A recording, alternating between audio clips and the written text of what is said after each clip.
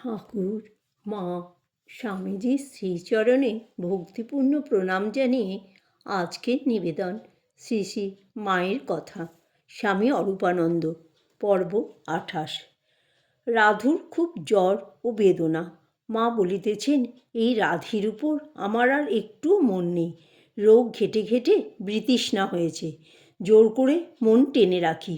বলি, ঠাকুর, রাধির উপর একটু মন দাও, নইলে ওকে কে দেখবে? এমন রোগও আর দেখিনি। জন্মান্তরিক রোগ নিয়ে মরেছিল, প্রায়শ্চিত্ত করেনি। আমার এই দুইটি করাবার ইচ্ছা আছে। একটি চণ্ড দেখানো, কেন এমন হচ্ছে, আর এই চান্দ্রায়ণ করা। ঠাকুরের যখন মহাভাব হতো, বুকের ভেতর যেন 7টা আগুনের তাওয়া জ্বলছে। বইয়েতে সব পড়েছ তো? তখন আমার ভাসুর তাকে দেশে নিয়ে এলেন। পাণ্ডবা থেকে একজন চণ্ড আনলেন। দেবতার ভর হতে সেই চণ্ড বললে তার ছেলেবেলার নাম করে, ও অমুক, তোমার এ মহাভাব ঈশ্বরের মহাকৃপায় হয়, এ রোগ নয়। তুমি অত সুপারি খেও না। সুপারি বেশি খেলে পুরুষের ইন্দ্রিয় দোষ হয়। মানুষ জোর রোগ নিয়ে মরে, যদি প্রায়শ্চিত্ত না করে মরে, তবে পরজন্মেও সেই রোগ হয়। সাধুদের পক্ষে এসব কিছু নয়। কেদারের মা বললেন, তারা ভগবানের নাম করে মরে, ভগবানকে পায়। মা বললেন, হ্যাঁ, তাই তো। এই যে ছেলেটি কোয়ালপাড়ায় মারা গেল, এর কি আর পুনর্জন্ম হবে? এর তো আর জন্ম হবে না। কাশীপুরে তার অসুখের সময় তিনি বললেন, এই অসুখ, খাজাঞ্চি টাজাঞ্চি লোকে কেউ কিছু বলবে, প্রায়শ্চিত্ত করলে না। ও রামলাল, তুই 10টা টাকা নিয়ে দক্ষিণেশ্বরে যা, মা কালীকে নিবেদন করে বামুন টামুনদের বিলিয়ে দে। সাধুর তো কর্ম নেই, তাই টাকা ইষ্টকে নিবেদন করে দিয়ে বিতরণ করতে বললেন। মুনি ঋষিরা বনে থাকতেন, তারা কি চান্দ্রায়ণ করতে পারতেন? তারা ফলমূল নিজ ইষ্টকে নিবেদন করে সব্বাইকে বিতরণ করতেন। তাদের ওতেই হয়। পাগলি মামি বললেন, এই আমার মাসি রোগ নিয়ে মরেছে, তাহলে তারও কি সেই রোগ হয়েছে? মা বললেন, তোর মাসি মরে জন্ম নেয়নি, সে মরে জন্মও নিয়েছে, সেই রোগও তার সঙ্গে এসেছে। অনেক সময় কর্মের ফলে বংশের লোক সেই বংশেই পুনঃ পুনঃ জন্মায় আর মরে।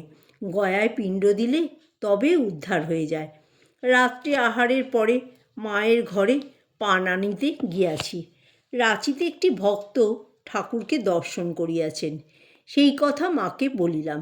একটি লোক সাধু দর্শন করবার জন্য দক্ষিণেশ্বরে ঠাকুরের কাছে কখনো কখনো যেতেন। তিনি পাতলা ও বেঁটে ছিলেন। ঠাকুর তাকে ঝুনো শস্যে বলে ডাকতেন। ঠাকুরের দেহ যাবার অনেক বছর পরে যখন তিনি শিলংয়ে চাকরি করেন, সেই সময় ঠাকুরের বিশেষ ভক্ত হন। তাদের আফিস শিলং থেকে ঢাকায় আসে এবং পরে রাঁচি যায়। রাঁচিতে রাত্রে তিনি শুয়ে আছেন, হঠাৎ কার ডাকে তার ঘুম ভেঙে যেতে শোনেন যে কে ডাকছে। ও ঝুনো শস্যে। অবাক হয়ে ভাবছেন, আমার এ নাম তো কেউ জানে না, ঠাকুর ডাকতেন। দরজা খুলে দেখলেন ঠাকুর রাস্তায় দাঁড়িয়ে, গেরুয়া পরা, খড়ম পায়ে, চিমটে হাতে। জ্যোৎস্না রাত। বলছেন, এখানকার কিছু কথা হতো, তা ঢাকায় নয়, দরকার না ছিল। এখানে উটি বন্ধ কেন করলে? উটি করো না, বলে অন্তর্ধান হলেন। শিলংয়ে ইহাদের একটি সমিতির মতো ছিল, তাহাতে কথামৃত প্রভৃতি পাঠ হইত। ঢাকায় পূর্ব হইতেই একটি সমিতি থাকায় শিলং হইতে আসিয়া ভক্তেরা উহাতেই যোগ দেন। নিজেদের সমিতির আর পৃথক অস্তিত্ব রহিল না। কিন্তু ইহারা যখন রাঁচিতে আসিলেন, তখন আর নূতন করিয়া শিলংয়ের মতো কথামৃত পাঠ আরম্ভ না হয়, তাহা বন্ধই হইয়া গিয়াছিল। মাকে জিজ্ঞাসা করিলাম, মা, খড়ম পায়ে চিমটে হাতে কেন দেখলে? মা বললেন, সন্ন্যাসীর বেশ, তিনি যে বাউল বেশে আসবেন বলেছেন। বাউল বেশ, গায়ে আলখাল্লা, মাথায় ঝুঁটি, এতখানা দাড়ি। বললেন, বর্ধমানের রাস্তায় দেশে যাব, পথে কাদের ছেলে বাহ্যে করবে, ভাঙা পাথরের বাসন হাতে, ঝুলি বগলে।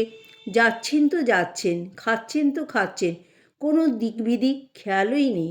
আমি বললাম, বর্ধমানের রাস্তা কেন? মা বললেন, এই দিকে দেশ। আমি বললাম, তবে কি বাঙালি? মা বললেন, হ্যাঁ বাঙালি। আমি শুনে বললাম, ও কি গো, তোমার একই স্বাদ। তিনি হেসে বললেন, হ্যাঁ, তোমার হাতে হুকোকলকে থাকবে। ইহা বলিয়া মা বৃন্দাবনের সেই হুকোকলকে ধরার ঘটনাটি বললেন। আমি বললাম, আমাদের দেশে কেউ এলো না, তুমি আমাদের দেশে যাবে? এইবার যাইতে বলিতেছি ভাবিয়া মা বলিতেছেন, তোমাদের দেশে কি করে যেতে হয়? রেল, জাহাজ, স্টিমার। তোমাদের ও দেশে একবার গেলে হয়, তার যদি ইচ্ছে হয় তো হবে। ওদিকে যাওয়া হয়নি। তিনি আমাকে বলেছিলেন, আমার যেসব স্থানে যাওয়া হয়নি তুমি সেসব জায়গায় যাবে। তাই তার আশীর্বাদে রামেশ্বর এসব যাওয়া হলো। আমি বললাম, মা, শাস্ত্রে তো 10 অবতারের কথা আছে, চৈতন্য, রামকৃষ্ণ এসব অবতারের তো কথা নেই। মা বললেন, তার কি জানো, সব খেলা, সব খেয়াল। আমি বললাম, কোন গ্রামে জন্ম নেবেন? মা বললেন, কি জানি নে বলিয়া এ প্রসঙ্গ চাপা দিলেন। জয় মা শারদা।